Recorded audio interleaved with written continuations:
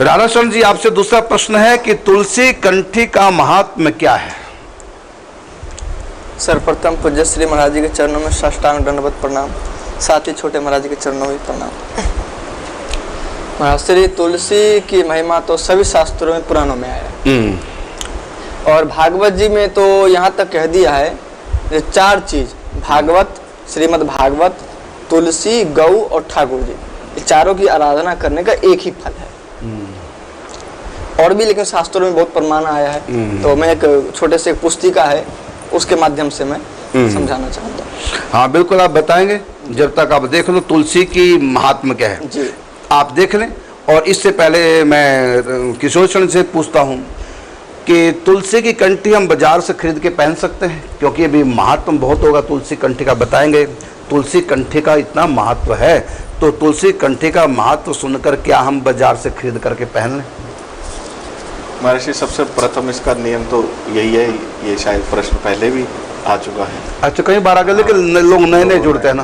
बिल्कुल महर्षि, जिस प्रकार महर्षि बाजार से तो मंगलसूत्र भी मिल जाता है, लेकिन कुंवारी लड़की बाजार से लेकर के स्वयं नहीं पहनती। सर्वप्रथम जो पहनती है तो वो पति ही उसको पहनाता है, जो उसका पति होता है। बिल्कुल बिल्कुल। तो ऐसे ही कंठी का भी नियम है। ऐसे सिंदूर तो बाजार से मिल जाता है, लेकिन पहली बार तो पति ही धारण करेगा ना, उसके बाद फिर स्वयं धारण कर सकते हैं। तो सबसे पहले जो कंठी बनाते हैं गुरु से ही लेनी चाहिए, गुरु ही पहनाते हैं सर्वप्रथम कंठी। और गुरु भगवान का प्रतिनिधित्व करते हैं, भगवान की तरफ से गुरु पहनाते हैं। बिल्कुल।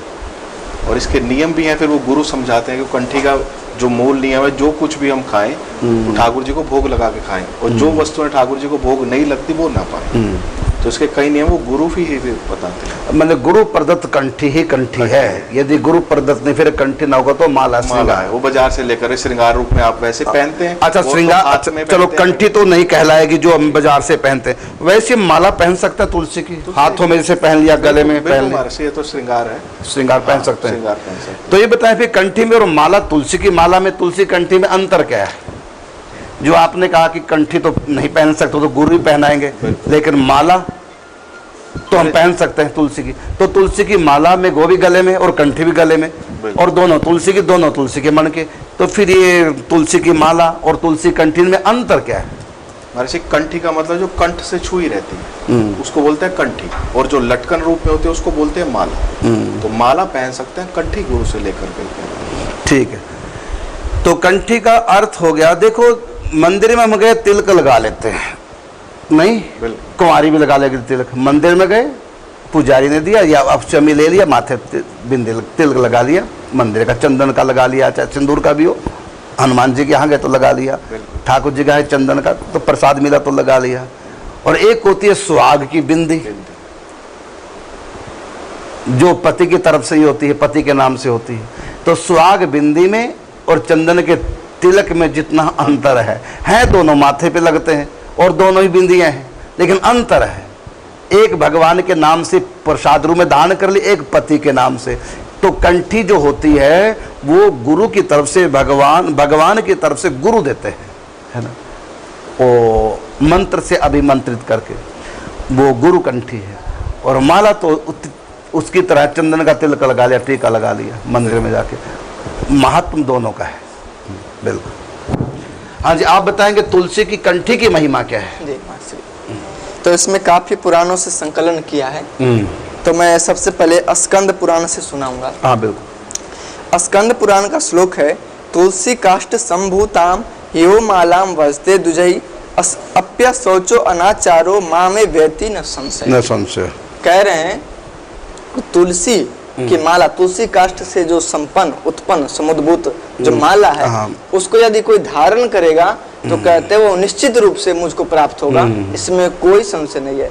और यहाँ तक कहा अप्य शौचो अनाचारो, यानी यदि अशौच है यानी अपवित्र अवस्था में है, और अनाचारो यानी आचार से रहित भी है, तब भी यदि तुलसी माला धारण करेगा तो निश्चित रूप से मुझको ही प्राप्त होगा। मैंने सोच के आचार विचार नहीं करता, लेकिन तुलसी की माला कंठी पहन लिया है, तब भी उसकी महिमा है।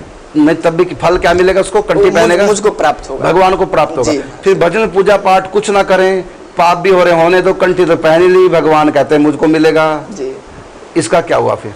फिर क्यों भजन पूजा पाठ करें, क्यों सुधरे रहे बिगड़े। जी, जी। कंठी तो पहन ही रखी है, जी। और भगवान ने कहा जो कंठी पहनते हैं वो मुझको ही प्राप्त होगा। नहीं जी, फिर अब इसका क्या सामंजस्य बैठाएंगे। महाश्री इसका सामंजस्य आप ही कई बार बैठाए हैं। हाँ बोलो। जी, तो ये तो तुलसी की महिमा है जो आपको माने कि भगवान मिलेंगे, लेकिन वो हमने जो बुरे कर्म किए उसको भी फल भोगना पड़ेगा। भोगना पड़ेगा। अवश्य में वो भोक्तव्यम कृतम कर्म शुभाशुभम, तो भोगना पड़ेगा।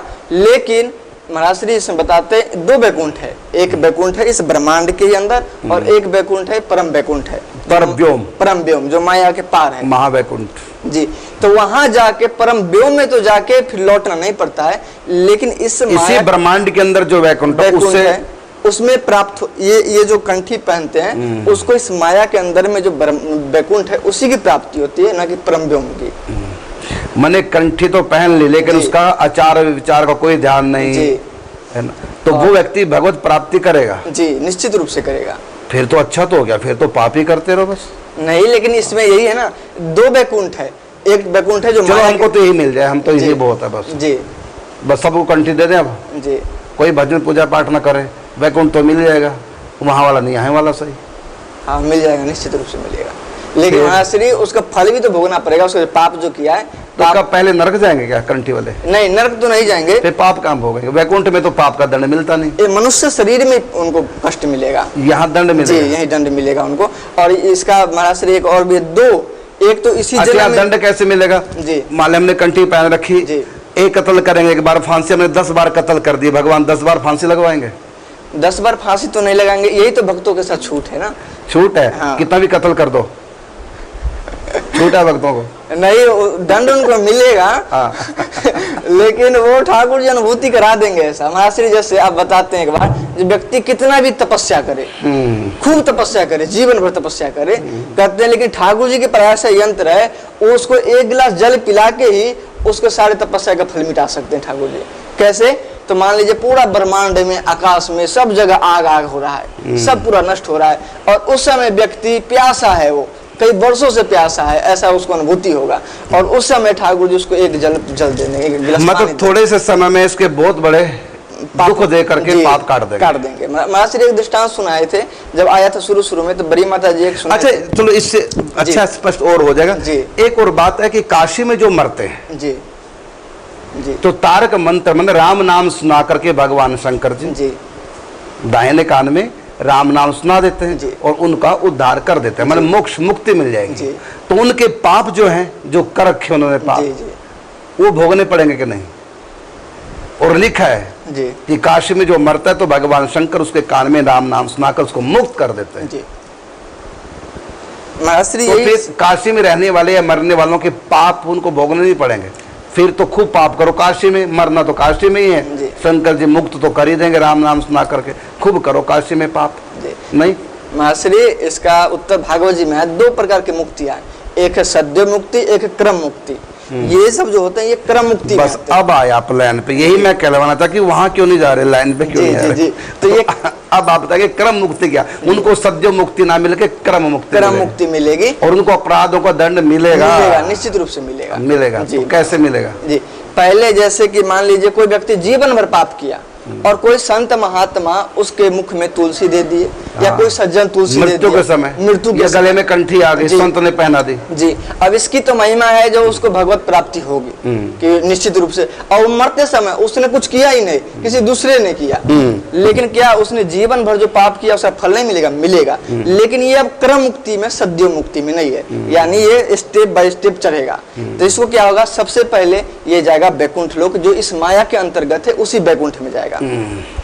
और वहां जाके वो इसके अनुसार 1 कल्प या 2 कल्प या 1000 वर्ष तक विष्णु लोक में निवास करेगा। इस ब्रह्मांड के अंदर ही, मतलब माया के पार नहीं जाएगा, नहीं जाएगा।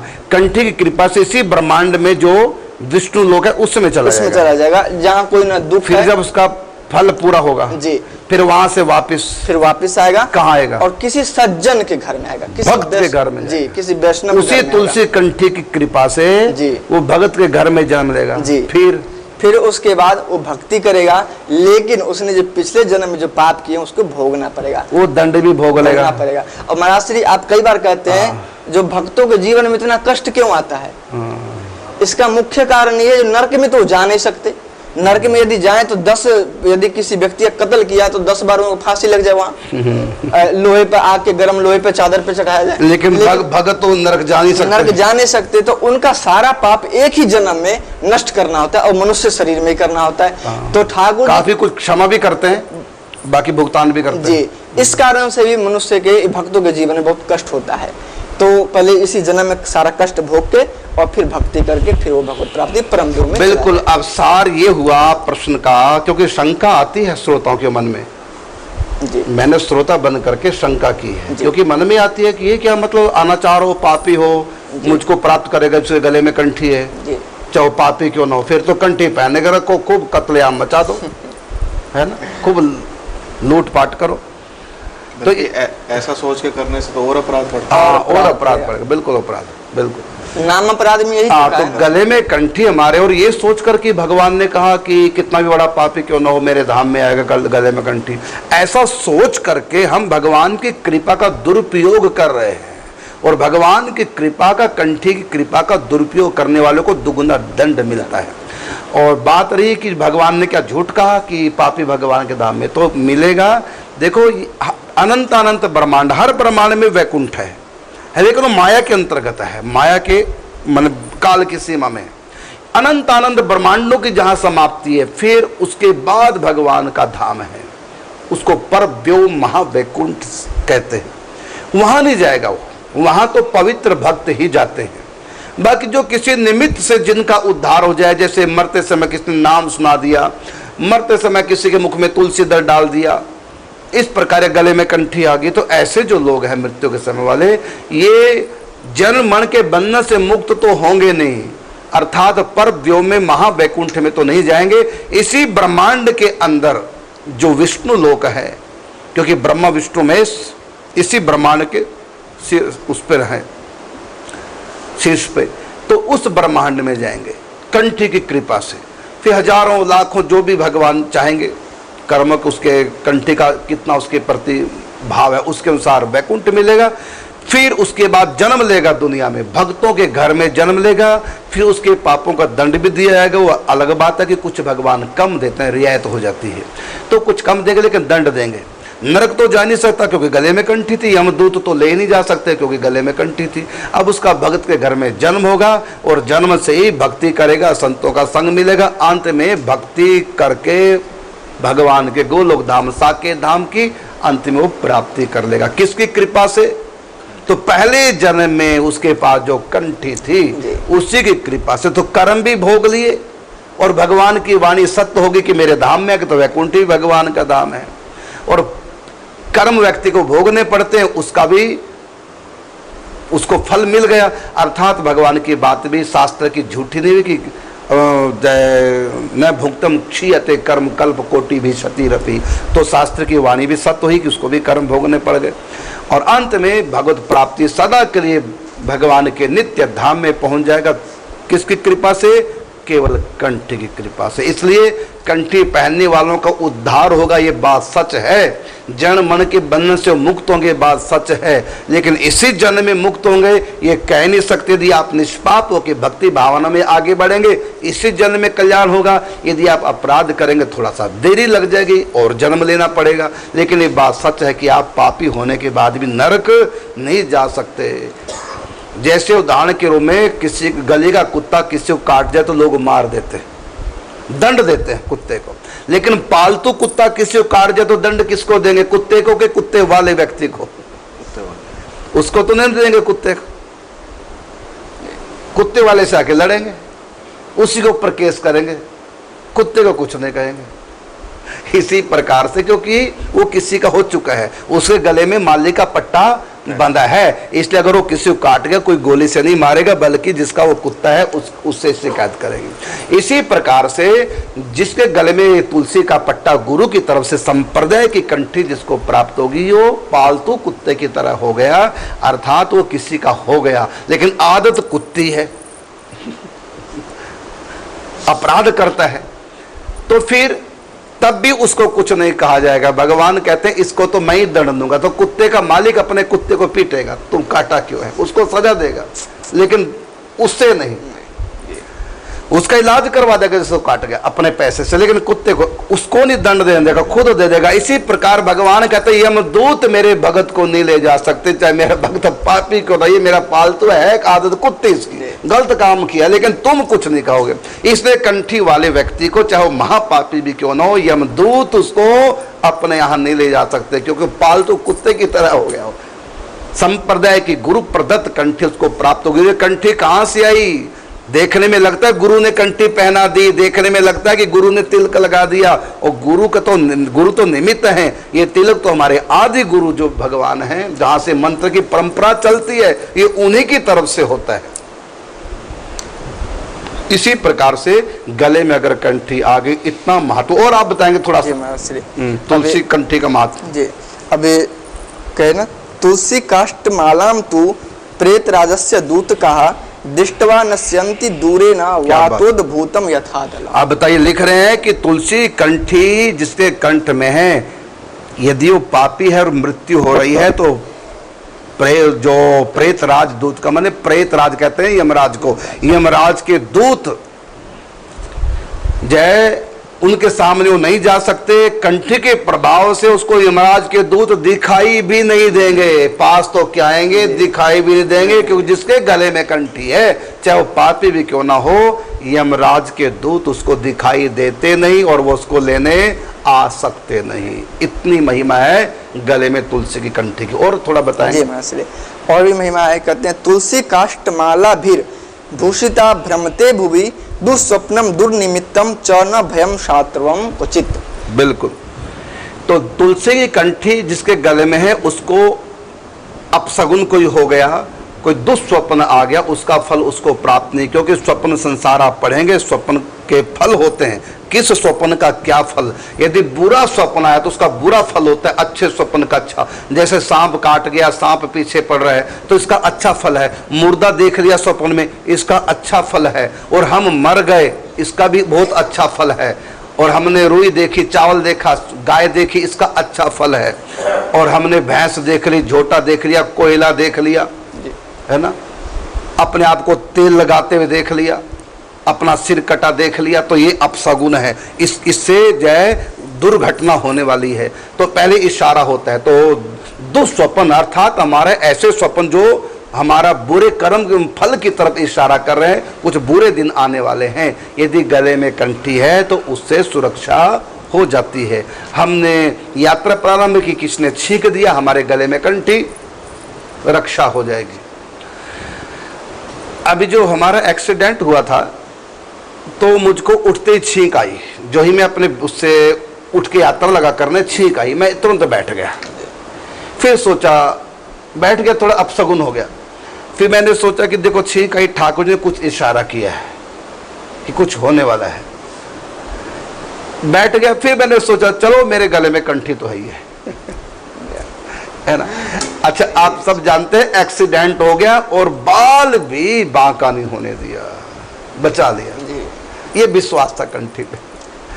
तो इस प्रकार से ठाकुर ने कृपा कर दी। गाड़ी को देख करके स्वयं जब पुलिस आई तो हैरान थी, कहते गए कहाँ गाड़ी में जो बैठे थे? मैं कहा हम हैं सब।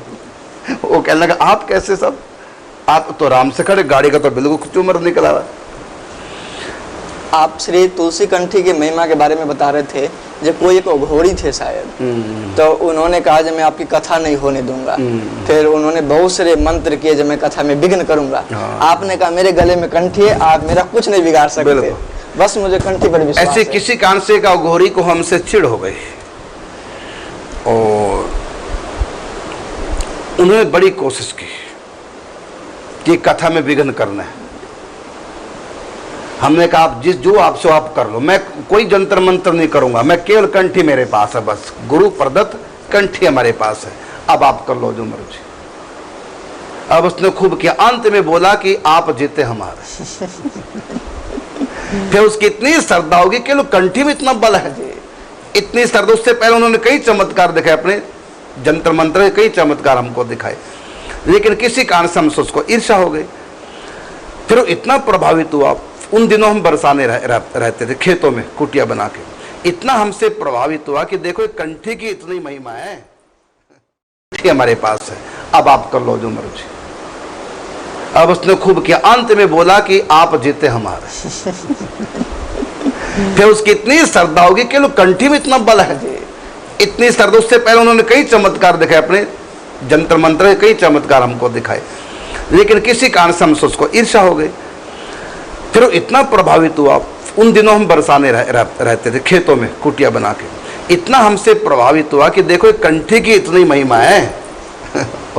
और देखो फिर वो बरसाने में आए, फिर यहाँ जमीन खरीदने लगाओ, कुछ पैसे दे भी दिए थे आश्रम के बगल में कि मैं भी यहाँ के भक्ति करूँगा। इस समय वो यहाँ नहीं, इस समय वो कांगड़ा में, वहाँ कुटिया बना दी। तो वो इतने प्रभावित हुए हैं। तो केवल कंठी पहनने मात्र से इतना लाभ है, और फिर हम भक्ति भावना पूजा चिंतन करें तो उसका क्या लाभ होगा। आप और दोहा बताइए। और भी है, हम तुलसी के पूरे शरीर में आभूषण भी धारण कर सकते हैं। हाँ। इसकी भी बहुत महिमा आई है। कानों में कुंडल आजकल बाजार में तुलसी के बनते हैं, हाथों में भी बन जाता है ब्रेसलेट तुलसी का, गले में मालाएं, कई प्रकार की कंठे डिजाइनदार, उसको बोलते हैं श्रृंगार तुलसी का। तो तुलसी के श्रृंगार की भी महिमा है जी। कंठी अलग चीज, तुलसी का श्रृंगार तो आप बाजार में खरीद करके एक बार ठाकुर जी के चरणों में अर्पण करके पहन सकते हैं, लेकिन कंठी नहीं, कंठी तो गुरु देते हैं। अब श्रृंगार की महिमा देखिए क्या है जी मास्टर।